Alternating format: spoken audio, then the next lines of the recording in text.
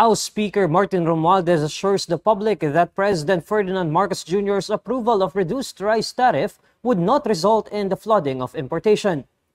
In a press briefing, Romualdez says that rice importation flow will remain the same because the tariff cut is just aimed at absorbing the impact of high rice prices in the world market. Yung pag-import, hindi naman ibabaha kasi there's a regular flow of imports. Yung pumapasok na bigas ay sapat lang talaga. Hindi naman ibabaha. Yung ma-adjust lang yung taripa. So yung babayaran na, may babawasan lang. Romualdez adds that the only role of rice importation is to support its shortfall. The imports come in just to support the shortfall. That's the only role of the imports. And here we are just trying to make sure that the imports, kasi tumas yung world market prices eh.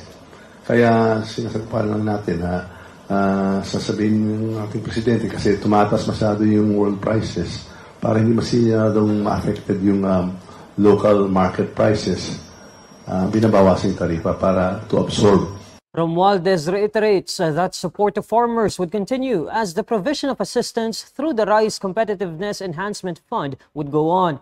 Tariffs required of imported rice are directed into the Rice Competitiveness Enhancement Fund as provided under Republic Act No. 11203 or the Rice Tariffication Law. Pero tuloy-tuloy pa rin yung suporta natin, yung subsidy sa ating mga local farm producers. They're a very, very important part of the whole sector, the industry. We support them. The subsidies will continue. They are a very, very important part of the agriculture sector, particularly for the rice production. On Tuesday, Socio-Economic and Development Secretary Arsenio Balisacan said President Marcos approved tariff cuts on rice, coal, and other basic commodities. According to Balisacan, Marcos, who chairs the National Economic and Development Authority Board, approved the new comprehensive tariff program for 2024 to 2028, which calibrates tariff rates until 2028.